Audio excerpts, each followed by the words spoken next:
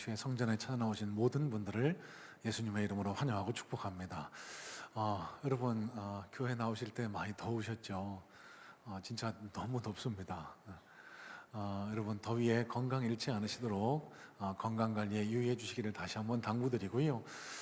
여러분 가장 시원한 비서법 다시 한번 강조해 드립니다. 신앙 아캉스. 무더운데 사람 많은데 가는 것보다 하나님께로 가까이 가시면 우리 몸과 영혼이 더 시원해질 수 있을 줄로 압니다. 하나님 말씀을 더 가까이 하시고요. 교회에서 진행되는 여러 가지 집회를 통해서 또 신앙서적을 읽어가시면서 우리 심령을 단련하심으로 영육간에 더 강건케 되시는 우리 모든 성문의 성도님들 되시기를 응원하고 축복합니다. 앞서 영상 광고 보셨을 텐데요. 여러 가지 영상이 이어졌습니다. 제일 먼저는 유년부 여름성경학교 영상 후기 보고 영상입니다. 많은 분들이 수고하고 헌신해 주셔서 감사하게도 잘 성공리에 마무리됐는데요. 오늘까지 지금 이 시간까지 중고등부 수련회가 진행이 됩니다. 금토 이렇게 진행을 양일간 진행을 했는데 여러분 제가 설교 준비하고 주로 머무는 공간이 이 본당 바로 아래 공간입니다. 이 공간에서 아이들이 집회를 하고 찬양을 하고 그렇게 모임을 가졌는데 어느 순간 보니까요, 요즘 뉴스를 통해서 구마모토에 지진이 일어나서 많은 사상자가 발생했다는데 저는 무너지는 줄 알았습니다. 막 그냥 들썩들썩. 아까 영상 보셨겠지만 우리 아이들이 마음껏 하나님을 찬양하고 뛰놀고 함께 어울리는 모습이 얼마나 아름답고 예뻐 보이는지 모릅니다. 또 한편으로는 수고하시는 우리 교사님들의 모습을 볼 때마다 가슴이 먹먹해지고 뭉클할 때가 많습니다. 어떤 교사님은 한 80여 명이 여기서 비전센터에서 잠을 잤거든요. 이 아이들 무슨 사고가 있지는 않을까 불침번을 서면서 밤을 꼬박 지새우셨는데 다음날 피곤한 기색이 역력한데도 밝은 미소로 아이들을 상대하시고 그렇게 교회와 하나님 나라와 영혼을 섬기시는 모습이 너무 아름답고 가슴이 짜릿하게 감동이 몰려왔습니다. 우리 교사님들 뿐만 아니죠. 주방에서 또 여러 가지 형태로 수고하고 봉사하시는 분들 때문에 우리 믿음의 다음 세대가 잘 세워지고 있는 줄로 믿습니다. 너무 감사드리고 이제 돌아오는 금토 양일간 소년부 여름성경학교가 본교에서 진행이 되고 마지막으로 청년지구 수련회가 강화도에서 진행이 되는데요. 마지막까지 이 여름 행사 잘 하나님의 은혜로 진행되게 해달라고 기도해 주시고 응원해 주시고 축복해 주시면 감사하겠습니다. 여러분 돌아오는 금요일은요 매달 첫 마음 기도회를 드리는 그런 날입니다. 매주 참석 못하셔도 첫 마음 기도회 꼭 참석하셔서 한 번도 가보지 못한 8월 한 달 하나님 손에 맡겨드리고 하나님과 동행하실 수 있는 우리 성문의 성도님들 되시기를 부탁을 드리고요. 돌아오는 토요일입니다. 인천의 계산동에서 우리 산부 예배를 섬기고 있는 우리 김영롱 군과 조예지 양이 화촉을 올리게 됩니다. 여러분 많이 축복해 주시고 응원해 주시고 기도해 주시면 감사하겠고요. 또 더불어 다음 주에는 삼직을 섬기고 계시는 유현성 목사님께서 심과 재충전의 시간을 갖게 되십니다. 함께 기도해 주시기를 부탁을 드립니다. 자, 우리 잠시 기도하고 하나님 말씀 살펴보겠습니다. 하나님, 거룩한 주의 날 우리의 발걸음이 주님을 향할 수 있도록 도와주시니 감사합니다. 하나님, 이 한 시간 빈 마음 그대로 지치고 무너진 심령 그대로 주님 앞에 나왔사오니 주님 우리를 회복시켜 주시고 주님의 강한 손으로 우리를 붙들어 주의 곁으로 우리를 인도하여 주시옵소서. 하나님, 이 한 시간 질병 가운데 있는 자들에게는 놀라운 치유와 회복의 역사가 일어날 수 있도록 도와주시고 삶의 각종 문제와 고난 가운데 있는 자들에게는 하나님 주신 해결의 모습이 나타날 수 있도록 주님 도와주시며 앞길의 막막함 때문에 신음하는 자들에게는 주님의 비전을 받아 날마다 감사함과 단단한 믿음을 가지고 승리하며 살아갈 수 있는 놀라운 믿음의 복도 허락하여 주시옵소서. 귀한 물질 봉헌한 손길을 기억하시고 저들의 삶 속에 주님의 공급하심의 은혜가 넘치지 아니하므로 날마다 주님 앞에 감사하며 살아갈 수 있는 귀한 물질의 능력자 다 될 수 있도록 인도하여 주시옵소서. 예배 시종 온전히 주님께 의지하오며 살아 역사하시는 예수 그리스도의 이름으로 감사하며 기도드렸사옵나이다. 아멘. 자, 여러분, 우리는 지난주에 이어서 이제 가정의 남편과 아내에게 권면하는 베드로 사도의 권면을 우리가 함께 마주하게 됩니다. 여러분, 오늘날 우리 사회에 마주하고 있는 문제 가운데 하나가요, 남녀 간의 갈등이 점점 골이 깊어지고 그 간극이 벌어진다는 문제가 아닐까 싶습니다. 물론 이 사회 여러 가지 간극의 골이 있죠. 이념 간의 갈등, 진영 간의 갈등, 세대 간의 갈등 등. 하지만 이 남녀 간의 갈등 또한 무시할 수 없는 갈등이 되어가고 있는데요. 특별히 젊은 20, 30대 청년들 사이에서 그 갈등의 골이 더 깊어지는 것 같다는 그런 진단이 여러 곳에서 터져 나오고 있습니다. 그 원인은 다름 아닌 페미니즘 담론의 확산, 그리고 젠더 감수성의 확산으로 인해서 여성들의 지위와 사회적 역할은 상대적으로 많이 상승하고 있는 한편에 남성들이요, 상대적 박탈감을 호소한다는 겁니다. 왜 우리만 군대 가냐? 그것 때문에 취업 전선에서도 우리가 불이익을 받지 않느냐? 그리고 결혼해서 우리가 가정경제 대부분을 담당해야 되지 않느냐? 남성이 더 많은 불평등을 경험하고 있다. 이런 이유 때문에 남성과 여성의 간극이 벌어지고 있다는 것이 많은 학자들의 진단이고 많은 언론의 기사이기도 한데요. 기성세대들은 여러분, 이런 반응이 어떻게 조언을 건네죠? 넌 남자잖아. 우린 다 그랬어. 여러분, 이런 식의 조언은요, 오히려 젊은 청년, 특히 남성들의 마음에 더 깊은 상처기만을 낼 뿐 아무런 도움이 되지 않는다라고 합니다. 자, 그러면 여러분, 오늘을 살아가는 이 땅의 남성과 여성인 우리 그리스도인들, 하나님의 말씀을 내 삶의 최고의 가치관으로 삼고 살아가야 할 이 땅의 그리스도인 저와 여러분들은 상대 성, 그러니까 남성은 여성을, 여성은 남성을 어떻게 바라보는 것이 건강한 하나님 나라의 가치관일까? 하나님께서는 오늘 베드로 사도의 입술을 통해서 이 땅을 살아가는 그리스도인들이 어떻게 상대성을 바라보고 어떻게 가정을 영위하고 어떻게 가정에서 남편과 아내의 역할을 감당하기를 원하실까? 여러분, 지난주에 이어서 오늘은 아내를 향하는 남편에 대한 권면인데요, 오늘 이 말씀을 통해서 저와 여러분들의 가정이 한층 더 복되고 서로를 이해하고 서로를 더 존중하고 사랑하는 그런 아름다운 가정, 복된 가정, 그런 성문의 모든 가정들이 될 수 있게 되기를 주님의 이름으로 응원하고 축복합니다. 자, 우리 7절 말씀 다시 한번 눈으로 보겠습니다. 7절입니다. 남편들아, 이와 같이 지식을 따라 너희 아내와 동거하고 그를 더 연약한 그릇이요 또 생명의 은혜를 함께 이어받을 자로 알아 귀히 여기라. 이는 너희 기도가 막히지 아니하게 하려 함이라. 자, 여러분, 오늘 저는 세 단락으로 나누어서 오늘 7절 말씀을 살펴봤으면 좋겠습니다. 이 단락의 말씀을 준비하면서요, 제 눈에 들어온 세 구절이 있습니다. 첫 번째로는 남편들이여 이와 같이라는 구절이고요, 두 번째는 그에 뒤따라 나오는 지식을 따라 너희 아내와 동거하고, 마지막 세 번째로는 생명의 은혜를 함께 이어받을 자로 알아 귀히 여기라라는 이 세 구절입니다. 자, 첫 번째, 남편들아 이와 같이. 여러분, 지난주에도 드렸던 말씀입니다. 이 베드로전서 3장의 말씀을 잘못 피상적으로 표면적으로만 읽게 되면은요, 이 교회가, 그리스도인이, 하나님이 지독하게 남성 우월 편향적인 것 같다라는 그런 인상을 떨쳐내기가 어렵습니다. 그도 그럴 것이요, 여성들을 향한 권면, 아내들을 향한 권면은 1절부터 6절까지 이어지는 반면에 또 아내들을 향해서 명시적으로 순종해라 라고 그렇게 명령하고 있는 반면에 남편을 향한 권면은 딱 한 절밖에 등장하지 않거든요.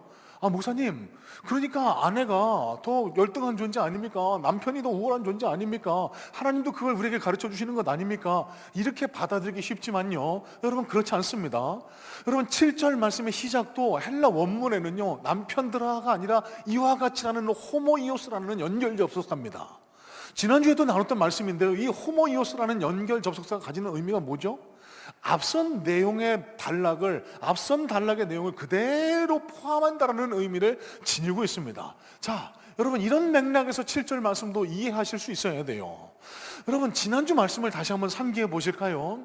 여러분, 지난주 아내를 향한 권면도 호모이오스라는 연결 접속사로 시작한다라고 말씀을 드린 바 있습니다. 여러분, 이 단어를 가장 먼저 사용한 의미가 뭘까요?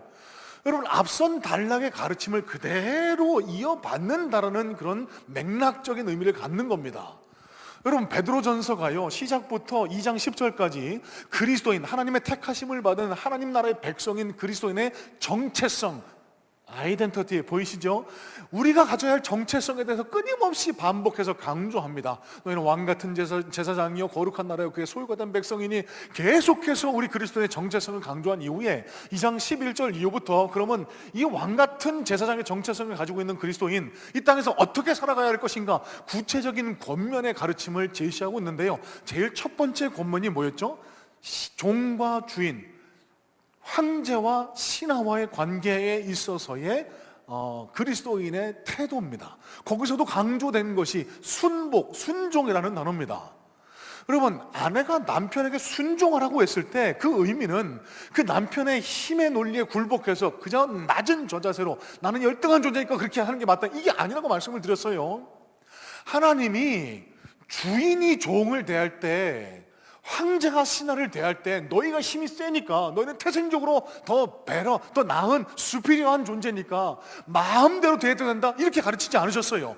휘포타소, 순종이라는 단어가 순복, submitting oneself, 하나님이 정해주신 질서, 하나님이 세팅하신 제도 권위 아래에서 네 위치에 맞는, 본분에 걸맞는 행위, 선한 행위를 일삼아라. 여러분, 이게 순복, 순종의 기본적인 의미다라고 말씀드린 바 있습니다. 남편에게 순종하라는 가르침의 뜻도 이 맥락에서 이해하셔야 된다고 말씀을 드렸어요. 여러분, 그러면 하나님께서 남편들에게도 이와 같이 호모이아스라는 단어로 권면을 이어가고 계시는데, 이 권면의 뜻이 뭐겠습니까? 내가 남편이니까 아내를 마음대로 해도 돼, 아내는 마땅히 나를 섬겨야 돼, 이걸까요? 그렇지 않습니다. 앞선 맥락에 이어서 한번 생각을 해보세요. 여러분, 종과 주인의 관계에 있어서, 황제와 신하의 관계에 있어서 주인에게, 황제에게 신하와 종이 나보다 낮은 존재니까 마음대로 해도 된다, 그렇게 말씀하지 않으세요. 경외하는 마음으로, 두려워하는 마음으로 그들 안에도 예수 그리스도의 인격이 담겨 있다, 하나님이 보고 계시다라는 그런 경외감을 바탕으로 그들을 존중해라, 인격적으로 대해라, 그들 안에도 예수 그리스도의 인격이 담겨 있다. 여러분, 이게 아내에게도, 남편들에게 쭉 이어져 내려오는 겁니다. 그러면 여러분, 남편들아 이와 같이라는 이 구절에 담긴 뜻은요, 너희가 태생적으로 우월한 존재이기 때문에 아내들의 섬김을 받는 것이 마땅하다? 아니라는 거예요. 동등한 존재로 여기라는 겁니다. 여러분, 이런 맥락에서 성경의 이 가르침, 베드로전서 3장 7절의 이 가르침을 우리가 어떻게 이해하는 것이 맞냐? 너희는, 이 땅의 왕 같은 제사장인 그리스도인들은 하나님 앞에서 모두가 다 동일하게 존귀한 존재다. 너도 네 아내도 하나님 앞에 똑같이 존귀한 존재이기 때문에 그들을 존중하고 예후하고 그들을 귀하게 여길 줄 알아라. 여러분, 이게 제일 첫 번째 본문 7절 말씀에서 찾을 수 있는 교훈이라는 겁니다. 여러분, 성경을 바라보는 입장 가운데 남녀 간의 관계를 해석하는 입장은 크게 두 가지 상반된 이론을 들어볼 수가 있을 것 같아요. 첫 번째는 상호 보완주의입니다. Complementarianism. 그러니까 이건 무슨 입장이냐면요, 성경에 하나님께서 남자 여자를 다르게 창조하셨다. 그러니까 남자 여자의 역할 자체가 다르다. 창조 질서에 따라서 여성은 남성을 섬기고 남성은 여성 위에 있는 것이, 그게 창조 질서다라고 받아들이는 입장이 상호 보완주의입니다. 그래서 남성은 늘 리드를 해야 되고, 남성이 보호를 해야 되고, 여성은 늘 섬겨야 되고, 이런 역할이 정해져 있다라고 인식하는 것이 상호 보완주의의 입장이에요. 자, 다른 한편의 입장은 평등주의입니다. 이가리테리아니즘. 하나님께서 천지를 창조하실 때, 남녀를 창조하실 때 동일한 존재, 똑같이 귀한 존재로 창조하셨다. 그렇기 때문에 서로 똑같은 가치를, 하나님 나라의 가치를 지닌 존재로 바라보는 것이 맞다. 여러분, 어느 쪽이 맞다라고 생각하세요? 여러분, 우리의 기본적인 입장은요, 하나님이 가르쳐 주시는 대로, 성경이 가르쳐 주는 대로 받아들이는 것. 사회가, 내 옆에 뭐 철수네 집이, 내 친구가 어떻게 하든지 간에 하나님이 성경을 통해서 우리에게 어떻게 가르쳐 주시냐를 잘 깨닫고 그대로 받아들이고 그대로 살아가는 것, 그게 이 땅을 살아가는 그리스도인의 마땅한 태도 아니겠습니까? 자, 그러면은 오늘 7절 말씀, 아니 베드로전서는 우리에게 성경은 어떻게 가르쳐 주느냐를 한번 생각해 보자는 겁니다. 1견 1절 말씀 있죠. 여성들에게, 아내들에게, 남편에게 순종해라. 이 말씀만 놓고 보면은 상호 보완주의가 맞구나, 남성은 여성보다 우월한 존재구나, 이렇게 생각하실 수도 있지만 그렇지가 않습니다. 앞서 말씀드렸죠. 순복하라. 하나님이 정해주신 질서 내에서 서로를 존중해라. 동일하게 귀한 존재다. 여러분, 이게 맞는 해석이라고 그렇게 설명을 드린 바 있습니다. 또 한 가지 중요한 힌트가 있습니다. 오늘 7절 말씀에 보시면은 공동상속자, 하나님 나라의 유업을 함께 이어받을 공동상속자라는 단어가 존재합니다. 여러분, 이 말씀이 가진, 이 단어가 가진 뜻이 뭘까요? 이 베드로전서가 쓰여질 당시의 시대 환경을 한번 생각해 보세요. 지난주에 나눴죠. 여성은요, 태어나서 자기 생명을 결정할 권한도 없었습니다. 그 부모의 선호도에 따라서 낳자마자 버려질 수도, 죽임당할 수도, 그냥 땅에 파묻힐 수도 있었던 존재예요. 교육도 제대로 받지 못합니다. 재산을 가질 권리조차 없었습니다. 가정 내에서 철저하게 남성에게, 남편에게 종속되어야만 한 존재가 바로 이 여성, 아내의 입장이었다고 하는데, 여러분, 이 시대를 살아오던 베드로 사도, 이 마초적인 베드로에게서 그 입술을 통해서 아내가, 여성이 공동상속자다라는 이 선포, 여러분, 가히 놀라운 선포 아닙니까? 이 시대상을 생각할 땐 상상조차 하기 힘들었던 이런 놀라운 선포가 이 7절 말씀에 전해지고 있는 거예요. 여러분, 그러면 성경이 지지하는 입장은 과연 뭘까? 하나님이 과연 남성과 여성을 차등을 두어서 창조하시고 한 존재가 한 존재를 마땅히 섬기고 마땅히 지배하는 게 이게 맞다고 생각하실까요? 아니요, 저는 그렇지 않습니다. 왜요? 예수님이 이 땅에 오셔서 하신 말씀, 그리고 이 가르침은요, 사도 바울의 입술을 통해서 전해지는 가르침과 큰 차이를 보이고 있지 않습니다. 갈라디아서 3장 28절에 이런 말씀이 기록됩니다. 너희는 유대인이나 헬라인이나 종이나 자유인이나 남자나 여자나 다 그리스도 예수 안에서 하나이니라. 여러분, 이게 무슨 말씀일까요? 하나님 앞에는 인종적 차별이 없습니다. 하나님 앞에서는 사회적 차별도 없습니다. 나아가서 하나님 앞에서는 성적 차별도 있을 수 없다는 겁니다. 예수님이 이 말씀을 실천하셨습니다. 예수님이 이 땅에 오셔서 어떻게 사셨어요? 부자와 가난한 자를 차별하셨습니까? 아니요. 어린아이와 성인을 차별하셨어요? 아니요. 여성과 남성을 차별하셨습니까? 아니요. 동일하게 똑같이 귀한 존재로 보셨습니다.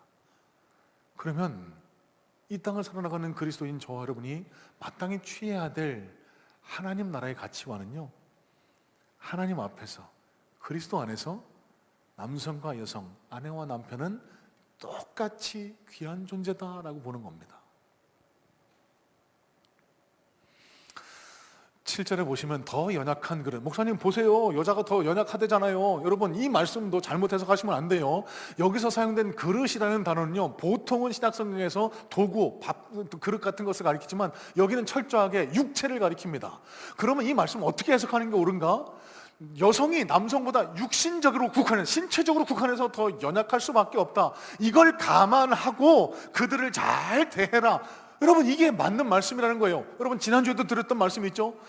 이런 맥락에서 해석해 보다 보면 남편을 향한 권면이 단 한 절에 그치는 게 아니라 앞선 1절부터 7절까지 오히려 여성들에게 주시는, 아내들에게 주시는 권면보다 한 절의 분량이 더 많다고 해석하는 것이 더 맞는 성경적 해석이라는 겁니다.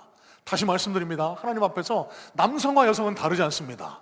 남편이 아내를 무조건 힘으로 찍어 누르고 아내는 그 힘에 굴복해서 무조건 섬겨야 된다, 이건 하나님 나라의 가치관에 맞지 않는 태도인 겁니다. 하나님 앞에서 동일하게 귀한 존재고 똑같은 존재고, 그래서 서로를 존중하고 예우하는 것이 맞는 하나님 나라의 가치관이라는 사실. 자, 여러분, 이런 맥락에서 영어 성경인 메시지 성경은요, 이 구절을 굉장히 아름답게 번역을 합니다. 여러분, 듣기 좀 불편하실 수 있지만 한번 잘 들어보세요. 메시지 성경은 이렇게 이 구절을 번역을 합니다. The same goes for husband. Be good husband to your wives. Honor them, delight them. As women, they lack some of your advantages. But in the new life of God's grace, you are equals. Treat your wives then as equals so your prayers don't run aground라고 이렇게 번역을 해요. 여러분, equal이라는 단어가 2번씩이나 사용됩니다. 동등하다라는 겁니다. 누가 높고 누가 낮다라고 생각할 수 없다는 거예요.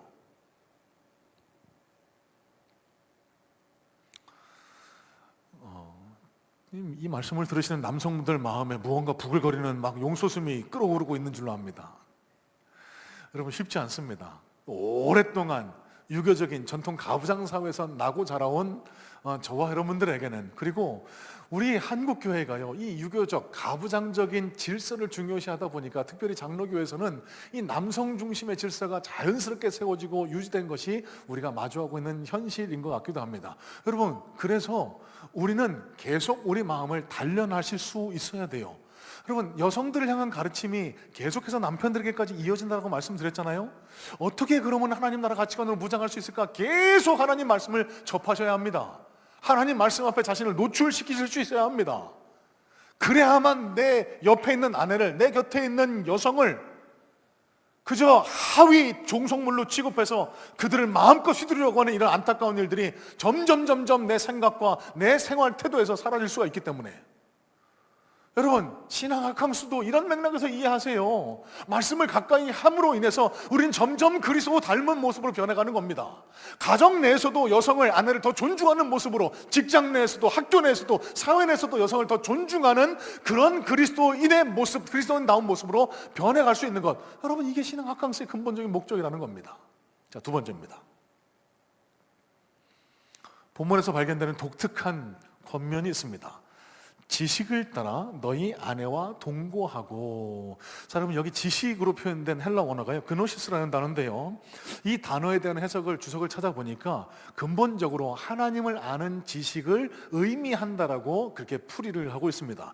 저는 꽤 너무 좋은, 너무 통찰력 있는 그런 해설이라고 생각을 합니다. 하지만 여러분, 표면적으로 봤을 때는 하나님을 아는 지식보다는 내 아내, 여성을 아는 지식으로 해석해 보는 게 더 직설적으로 쉽게 이해가 되시겠죠. 저는 이 지식을 따라 내 아내를 대하고라는 이 구절을 안다라는 이 지식의 방향이 두 갈래로 해석될 수 있다고 생각합니다. 첫 번째는 하나님입니다. 하나님이 내가 가정에서, 내가 사회 속에서, 내가 직장에서 여성을, 아내를 어떻게 대하기를 원하시는지 하나님을 알아야 하나님의 뜻대로 살아갈 수 있을 것 아닙니까? 그래서 하나님을 자꾸 알려는 노력을 따라 아내를 대하라, 이런 방향으로 제일 먼저 해석해 볼 수 있고요. 두 번째는 아내도 알아야 합니다.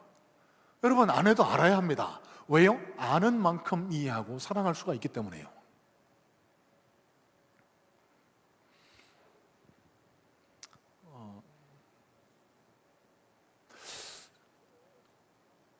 여러분, 한국 사회 제 문제에 국한될지는 모르겠습니다만, 이 한국 사회를 살아가는 남성의 문제점 중에 하나가 여성을 잘 모른다는 겁니다. 몰라도 너무 모른다는 겁니다. 그래서요, 엊그제입니다. 금요일날 중고등부 수련회 첫째 날인데, 우리 고등부 담당하고 있는 김성은 목사님이 메시지를 담당을 하셨어요. 설교를 하는 중에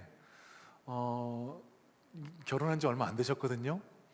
결혼해서 아내한테 제일 많이 들은 말이 뭘까요? 라고 퀴즈를 냈어요. 뭐였을 것 같으세요? 그러니까 애들이 대답하더라. 사랑해, 뭐 축복해. 아니래요. 제일 많이 들었던 말이 왜 이래? 왜 이래? 왜 그럴까요? 모르기 때문에 그렇습니다. 이해가 안 된다는 거잖아요. 저도 역시 이 땅에서 나고 자란 남성으로서 여성에 대한 공부가 너무 부족해서 시행착오를 겪을 때가 많았습니다. 사진 한 장 보여주시겠습니까? 미국의 사회심리학자입니다. 존 그레이라는 사람이 이런 책을 낸 바가 있죠. 화성에서 온 여자, 금성에서 온 남자. 맞나요? 이게 자꾸 화성하고 금성, 목성 자꾸 헷갈리네요. 제가 여기 있으면 사진이 안 나오나 봐요.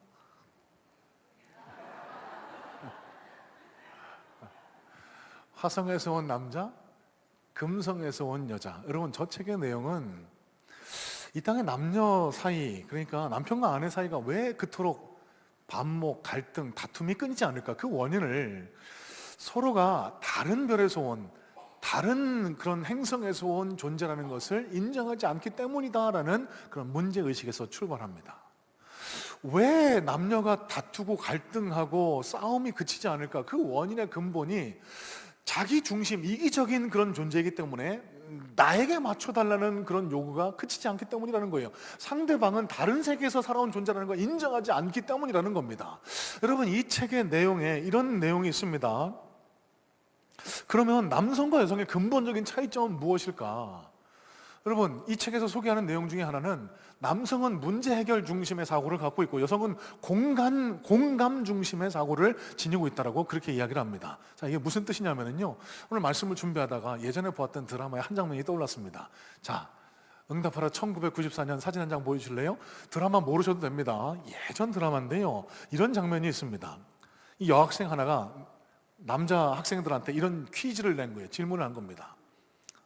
새 집으로 이사를 갔다고. 근데 새 집에 들어가니까 아직 페인트가 마르지 않아서 그 페인트 냄새 때문에 너무 머리가 아프다고. 근데 문을 열려고, 그 페인트 냄새를 빼려고 문을 열려고 보니까 밖에서 막 버스 매연 그리고 담배 냄새 이런 게 들어와서 막 코를 찌르더라고. 자, 이때 문을 열어야 될까 닫아야 될까? 자, 곧장 남학생들의 갑론을박이 시작됩니다. 그래도 페인트는 화학약품이니까 그래도 문을 여는 게 낫지 않나? 아니지, 문을 닫아야지. 담배 냄새가 더 해로울 수 있으니까 페인트 냄새를 참으면서 견뎌야지. 자, 이렇게 남성의 입장이 여러 갈래로 갈릴 때 답이 뭘까요? 지금 알고 계신 분들 계실 것 같은데 정답은 너 괜찮아입니다. 아니야, 너 괜찮아? 라고 물어봐 주는 겁니다. 이게 무슨... 남성들이 정답을 찾지 못하는 이유는, 여성들이 원하는 답을 내놓지 못하는 이유는 딱 하나입니다. 남성은 어떤 문제 앞에 닥쳤을 때 무조건 이 문제를 해결하려고 보는 T 성향을 지니게 됩니다. 근데 그게 여성들에게 크게 도움이 안 될 때가 많다는 거예요. 여성들이 원하는 대답은 창문을 열어서 페인트 냄새를 없애라. 아니, 창문을 닫고 조금만 견뎌. 그러면 괜찮아. 이게 아니고, 너 지금 괜찮아? 걱정해 주는 것, 공감해 주는 것. 이게 여성이 가장 원하는 거라는 거예요. 어렵죠. 저도 잘 못하지만 이런 맥락에서 이 자리에 앉아 계신 남편분들, 남성분들에게 한 가지 실천적 제안을 드리려고 합니다. 댁에 가셔서 아내분이 막 오늘 있었던 일, 어떤 문제를 이야기하고 무슨 이렇게 질문을 던져올 때 섣불리 대답하지 마시고 그래서 가만히 들어만 주는 것, 그게 제일 좋은 방법일 수 있습니다. 그리고 공감해 주는 것. 그랬구나, 힘들었겠다. 반대로 남자들은 언제 가장 힘들어할까요? 가정에서 아내가 나를 자꾸만 고치려고 할 때 참 많이 힘이 들어 한다고 합니다. 이렇게 해 저렇게 해. 이 소위 말해서 잔소리 있잖아요.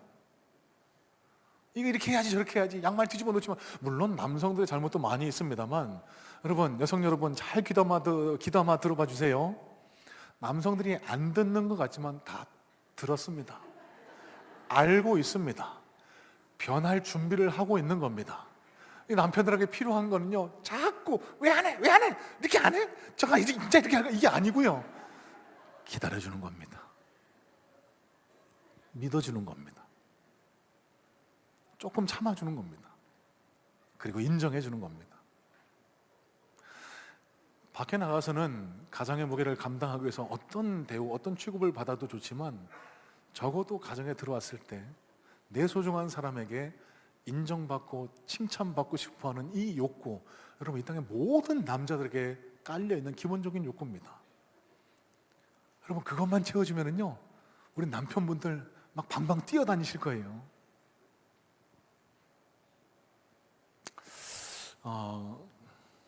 용서하십시오. 이런 맥락에서 저는 참 복이 많은 사람인 것 같습니다.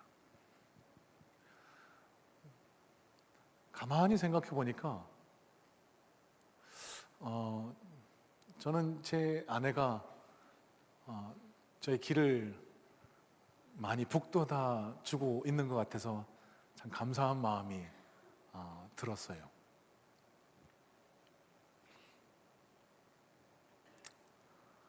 여러분 보시다시피 이제 중년에 접어들어서 배도 나오고 몸도 비대해서 보잘것없는 몸이긴 하지 압니다만, 아내가 저한테 종종 이런 얘기합니다.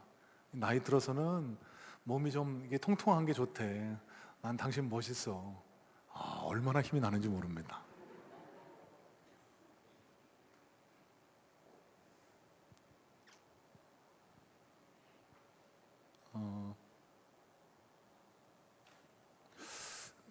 이게 부끄러운데.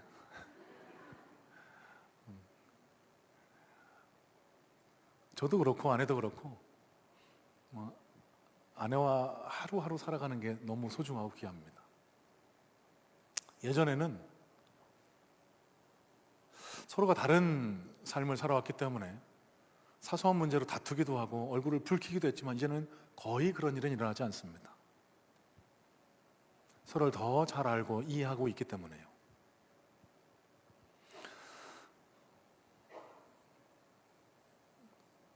창피합니다만 저도 그렇고 아내도 그렇고 이렇게 고백합니다. 점점 시간이 지날수록 더 좋다고. 그만해야지. 여러분, 실천적인 제안을 좀 드리려고 해요. 우리 남편분들, 아무리 바쁘셔도 아내분과 꼭 한 주간에 시간을 할애하셔서 둘만의 시간을 꼭 가지셨으면 좋겠습니다. 꼭이요. 날 더우니까 근처에 좋은 예쁜 카페에 가셔서 팥빙수 사드시는 것도 좋은 방법일 것 같아요. 식사하시고 나서 같이 산책을 하면서 일상에 있었던 여러 가지 대화를 나누는 것, 아무 얘기라도 좋습니다. 마음을 알아가는 겁니다. 그 사람을 더 이해하게 되는 겁니다. 그 사람을 더 공부하게 되는 겁니다. 여러분, 이 시간이 얼마나 귀하고 복된 시간인지 몰라요. 목사님, 팥빙수 비싸요. 여러분, 팥빙수 먹을 돈이 필요하시면 교회로 오십시오. 제가 팥빙수는 사드리겠습니다. 이 미션을 하기 위해서 오신 거라면 제가 기꺼이 대접을 하도록 하겠습니다. 여러분, 왜 그러냐? 여러분, 여성을 알아야 돼요. 아내를 알아야 돼요. 남편을 아셔야만 아는 만큼 애정이, 사랑이 더 깊어질 수 있기 때문에 그렇다는 사실입니다. 자, 마지막 세 번째입니다. 자, 하반절에 보시면 너희 아내를 귀히 여기라 라는 단어를, 우리는 구절을 발견하게 됩니다. 여기 귀히 여기라 라고 했을 때 사용된 헬라 원어가요, 아포네몬테스라는 단어인데요, 직역을 하면 보석처럼 여겨라, 보배롭게 여겨라 라는 그런 의미를 가지고 있습니다. 자, 여러분, 다시 한번 강조해 드립니다. 이 말씀이 누구에게 기록되고 선포됐죠? 베드로 사도. 여러분, 베드로 사도는 장모도 있고 결혼을 해서 자녀도 있었던 것으로 신학자들 사이에 알려져 있습니다. 여러분, 이 베드로 사도가 어떤 존재라고요? 이 남성 우월주의, 남녀 차별이 존재하고 있던 이 시대에 마초적으로 내가 우선이야, 이런 시대를 살아왔던 이 베드로 사도의 입술을 통해서 아내를 보석처럼 여겨라, 아내를 보배처럼 여겨라. 여러분, 이런 선포는요, 이 당시 사회 문화, 베드로의 성품을 봤을 때 가히 놀라지 않을 수가 없는 선포였던 겁니다. 보석처럼 여기래요. 이게 하나님 나라의 가치관이래요. 자, 왜 보석처럼 여겨야 되느냐라는 그 이유에 대해서 생명의 은혜를 공동상속할 공동상속자이기 때문에 그렇다라고 설명을 하고 있습니다. 자, 여러분 잘 들으세요. 여러분, 제가 베드로전서를 강의하면서 1장을 강의할 때 우리는 모두 다 이 땅에 택하심을 입은 백성이기 때문에 하늘나라 유업을 이어받을 거라고 말씀을 드린 바 있습니다. 그래서 여러분, 제가 손해보는 일 아니기 때문에 현생에서는 못 드려도 하나님 나라 가면 다 100억씩 다 드릴 겁니다 라고 제가 공약을 한 바가 있습니다.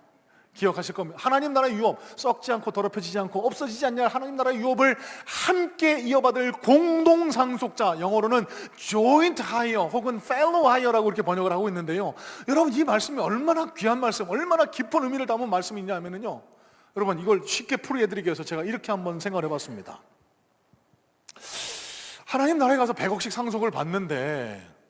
그러면 이렇게 배 아파하실 분도 계실 것 같아요. 100억 나 혼자 먹으면 좋겠는데 50대 50씩 똑같이 나누라는 얘기 아니야? 배 아프다. 여러분, 이런 맥락이 아닙니다. 하나님 그걸 가르쳐 주시는 게 아니에요. 말씀을 쫓아서 내 옆에 있는 아내를, 남편을 보배롭게 여긴다? 100억씩 주겠다고. 그게 아니라 말씀을 경외시하고 내 마음대로 하겠다고, 그런 사람에겐 유산이 없다라고 그렇게 가르쳐 주는 겁니다. 내 곁에 있는 아내를, 남편을 보배롭게 여겨야 할 당위성이 여기에 있는 거예요. 여러분, 왜 이 땅의 남녀가 그토록 갈등할까요? 왜 남편과 아내가 그토록 갈등할까요? 여러분, 하나님 나라 유업이라고 하니까 하나님 나라 천국이 연상이 되는데요, 많은 분들 이렇게 말씀하시는 분들이 있습니다. 만약 지금 있는 남편과 천국에서 영원히 살아야 한다라고 하면 기쁘실까요? 슬프실까요? 어떤 분은 너무 좋아, 이런 분도 있으시겠지만, 어떤 분들은 목사님 그게 무슨 천국이에요, 나 천국 안 갈래요, 이런 분도 계실 수 있을 것 같아요. 왜 그럴까요? 왜? 보배롭게 여기지 않기 때문에 그렇습니다. 보석처럼 여기지 않기 때문에 그렇습니다. 여러분, 보석이 가진 근본적인 가치가 뭡니까? 변하지 않는 겁니다. 보석은 영원한 겁니다. 그래서 그걸 값지게 사서 고이 간직하는 것 아닙니까? 여러분, 지금 내 옆에 있는 존재가 바로 그 존재라고요. 보석 같은 존재라고요. 영원히 함께 하고 싶은 존재라고요. 그렇게 대해보세요. 왜 가정 내에 불화가 발생합니까? 왜 서로 다툽니까? 한 권면을 더 이어서 드렸으면 좋겠습니다. 요즘 젊은이들이 결혼을 기피 한다라고 합니다. 결혼하는 커플이 줄어들다 보니까 우리나라가 세계에서 가장 낮은 저출산 국가가 된 지가 오래되었죠. 이 돌아오는 주에도 제가 주례를 부탁받아서 하게 될 텐데, 영로가 미안해, 미리 제가 주례 말씀을 전할 때 잊지 않고 하는 권면이 있습니다. 배우자를 내 거라고 생각하지 말으라고. 하나님이 주신 보석이라고, 하나님이 보내주신 선물이라고 여기라고. 그러면 된다고. 여러분, 왜 젊은이들이 결혼을 기피할까요? 왜 젊은이들이 결혼을 하고 난 이후에도 자녀 낳는 걸 기피할까요? 여러분, 잘 들어보세요. 이 가부장제 속에서 이 사회를 살아오는 중간에 부모님의 모습을 보게 됩니다. 배웁니다. 안 그러려고 해도 다 그대로 자녀 삶에 나타납니다. 자, 그러면 남편이 아내를 억압하고 남편에게 막대하고 아내를 보배롭게 여기지 않고 때로는 막 폭행을 하고 막말을 일삼고 그 모습을 보고 자란 아이들, 결혼하고 싶겠어요? 결혼을 굴레다라고 여길 거예요. 나는 저 구렁텅이 속에 절대 들어가지 않을 거라고 할 거라는 겁니다. 여러분, 오해하지 마세요. 물론 성경이 결혼을 강제하지는 않습니다. 고린도전서 7장을 보면은요, 할 수 있으면 독처하는 것도 괜찮다라고 용인을 하기도 해요. 하지만 여러분, 성경의 여러 구절을 종합해서 살펴보면은요, 결혼은요, 하나님이 주신 최고의 선물 배우자를 만나는 통로이기도 하고, 그 배우자를 통해서 하나님이 주신 가장 귀한 축복의 선물, 가정, 자녀를 양육하는 그런 복을 누리게 되는 통로가 되는 건 부인할 수가 없습니다. 여러분, 그러면 명심하실 수 있어야 돼요. 가정에서 내 아내를, 내 남편을 귀하게 여기지 않고 막대하는 분들, 함부로 하는 분들, 그리스도인답지 않은 모습에 그치지 않을 뿐더러 내 자녀의 앞길을 막는 겁니다. 내 자녀가 행복하게 살아갈 길을 가로막는 겁니다. 내 자녀가 누릴 행복을 내가 빼앗고 있는 거예요. 그래서 내 곁에 있는 분을, 아내를, 남편을 보석처럼 보배롭게 여기실 수 있어야 되는 겁니다.